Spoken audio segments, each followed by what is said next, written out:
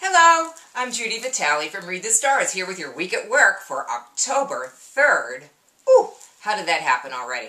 Anyhow, it is indeed a week for work and a week at work. Wow. Especially Monday and Tuesday. Very hard working. Why? The moon is in Capricorn.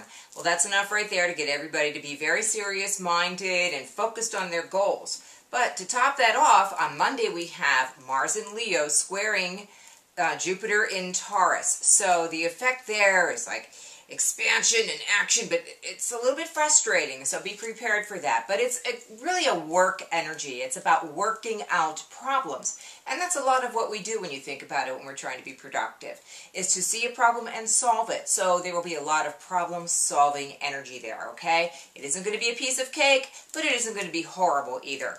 So that will be Monday. Tuesday, we're going to have Mercury and Saturn in squares with the moon. And as that happens, I think that we're going to experience a little bit of restriction in our expression and not wanting to be terribly outward about what we're thinking. Still, we're kind of holding it in. But it's good for analysis and good for taking in opinions. If people are giving you feedback, or if they're giving you information, listen closely. You'll be able to hear a lot more than usual, and that's Tuesday. On Wednesday, the morning is going to go kind of slow. We're going to have a void of course moon until about 11:18 a.m. Eastern time, and then the moon goes into Aquarius. Again, great for working, because you're going to be thinking and thinking and thinking and doing a lot less, grousing and worrying and fretting. So, that's a good deal. And then on Thursday, Mercury and Saturn are going to come together.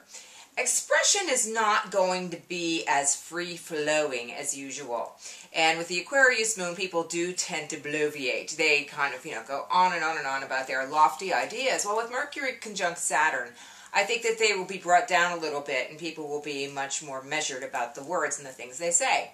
This could be a good thing, especially if you have to make a presentation, because you won't be in a position where you're saying too much or, saying something or promising something that you won't be able to follow up on later.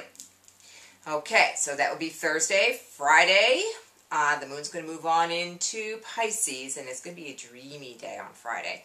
Oh, I think we're going to be worn out. Well, you might be a little bit tired, because it's going to be rough, those 4 days. Very productive, but rough.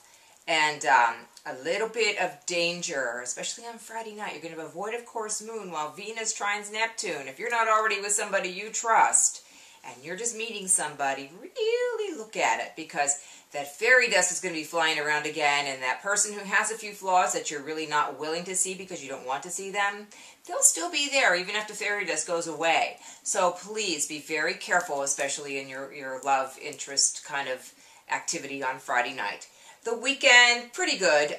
We've got the moon in Pisces again on Saturday. Saturday night, things might feel a little bit off. Void of course moon again. Check the times on the site, readthestars.com, horoscopes, weekly horoscopes, and you'll find them, okay? And then finally, on Sunday, Venus goes into Scorpio. Oh, we're going to be talking about that. It's going to change things a lot in terms of the way that people relate to one another. So it's going to cause a lot of intrigue and a lot of fun. And at work, it's going to really allow you to work on those behind-the-scenes relationships and the insight that you have into people and your ability to read a situation. That will all improve. That's the good news. The bad news, you better watch your back. We'll be talking about that. Keep it up. Keep looking at readthestars.com. Look for your daily, weekly, and don't forget to check out your October monthly horoscopes. They're all up there. Talk to you soon. And if you need to talk to me, Judi, Judi, at readthestars.com.